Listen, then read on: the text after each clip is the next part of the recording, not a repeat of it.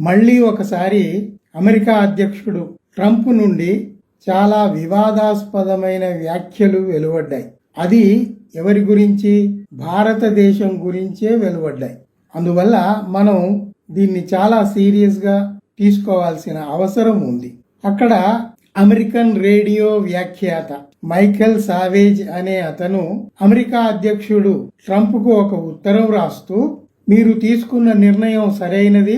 Birth right, ఎవరైతే అమెరికాలో జన్మిస్తారో వాళ్లకు సిటిజన్షిప్ ఇచ్చే పద్ధతి ఏదైతే ఉందో అమెరికాలో, దాన్ని మీరు రద్దు చేయాలని అనుకుంటున్నారు. అది తప్పకుండా చేయాలి. ఎందుకంటే భారతదేశం నుండి, చైనా నుండి విపరీతంగా వలసలు వస్తున్నాయి. అది ఎప్పుడు వస్తున్నాయి? మహిళలు గర్భవతులుగా ఉన్నప్పుడు కేవలం అమెరికాలో ప్రసవించి తమ బిడ్డలు అమెరికా పౌరులు కావటానికి మాత్రమే ఈ వలసలు జరుగుతున్నాయి అని మైకెల్ సావేజ్ ట్రంప్కు ఒక ఉత్తరం రాశాడు. దాన్ని చూసిన ట్రంప్ అందులో కొన్ని అవాస్తవాలు ఉన్నాయి అని చెప్పాలి కదా. అవాస్తవాలు ఏమిటి అంటే, భారత్, చైనా హోల్స్ ఆఫ్ హెల్, నరక కూపాలు. ఈ రెండు దేశాల నుండి విపరీతంగా ల్యాప్టాప్లు పట్టుకొని గ్యాంగ్స్టర్స్ వలసలు వస్తున్నారు. ఎప్పుడు? వాళ్ళ భార్యలు గర్భవతులుగా ఉన్నప్పుడు వస్తున్నారు.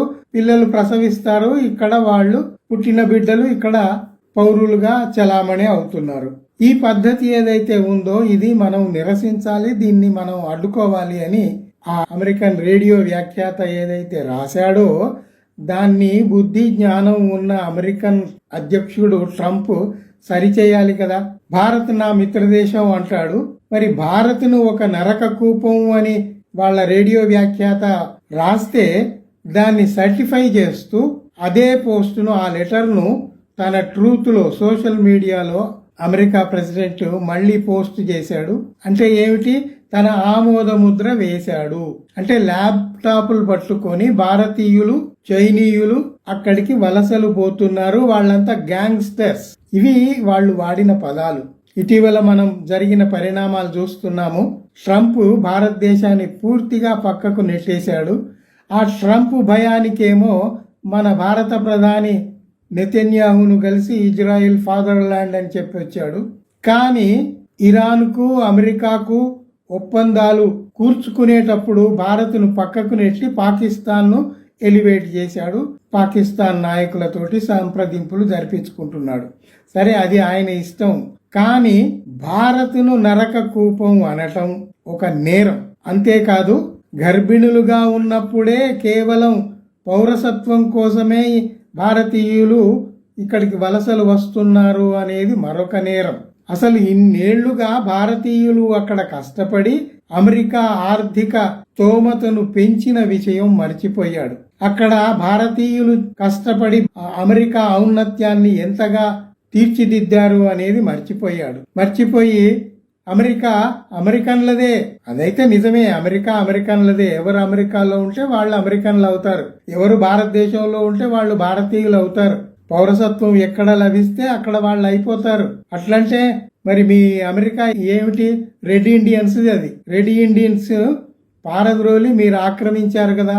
ఆ తరువాత ప్రపంచంలో ఉన్న అన్ని దేశాల నుండి అక్కడికి వలసలు వచ్చాయి. అమెరికాలో లేని దేశవాసుడు ఎవడైనా ఉన్నాడా? ఎవ్వడూ లేడు.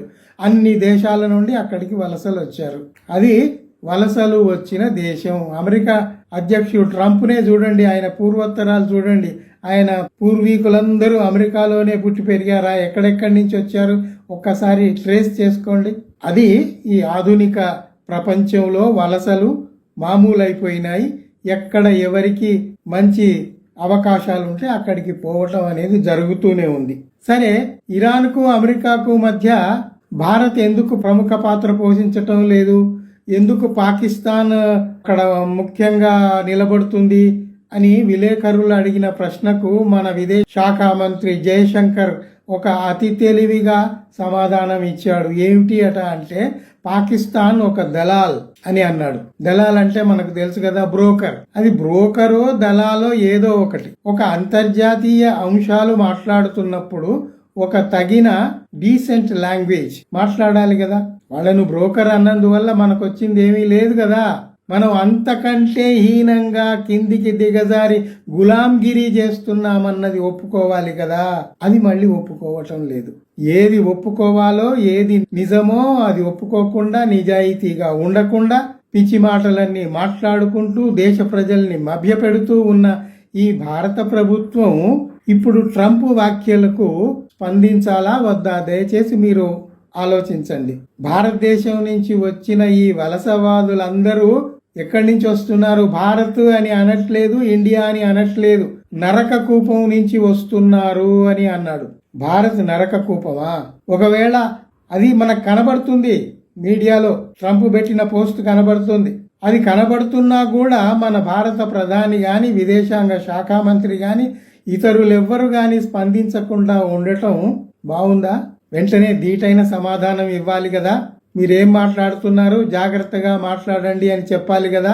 ప్రతిదానికి నెహ్రూను, ఇందిరాగాంధీని తీసి వాళ్లను తక్కువ చేస్తూ మాట్లాడతారు గాని, ఇందిరాగాంధీయే అక్కడ నిక్సన్ ఉన్నప్పుడు వెళ్ళి ఆయన ముందే మాట్లాడుతూ యూ బీ ఏ ఫ్రెండ్, నువ్వు స్నేహితుల్లాగా ఉండు, మా ఆంతరంగిక విషయాల్లో జోక్యం చేసుకోవద్దు అని మొహం మీద చెప్పి వచ్చిన ధీరవనిత ఆమె.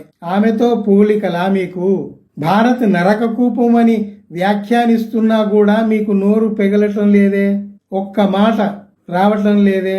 పైగా ఇన్ని ఏళ్లుగా అక్కడ ట్రంప్ నమస్తే అని ట్రంప్ను పిలిచి ఇక్కడ విగ్రహాలు పెట్టి పూజలు చేసి ఎంత ఘోరంగా ట్రంప్ను ఎలివేట్ చేశారో. అగలీ బార్ ట్రంప్ కి సర్కార్ అని ప్రపంచమంతా తిరిగి డప్పు కొట్టిన ఈ మోడీ మరి భారతదేశాన్ని నరక కూపం అని అంటే మాట్లాడటం లేదు ఎందుకు? చాలా చాలా తప్పు కదా ఇది. సరే, చైనాను భారత్ను కలిపి అన్నాడు. చైనా వాళ్ళు ఏం చేయాలో వాళ్ళకు తెలుసు, వాళ్ళ విషయం వదిలేయండి. మీరేం చేయాలో మీకు తెలుసా? కనీసం నిరసించటం లేదు, ఖండించటం లేదు.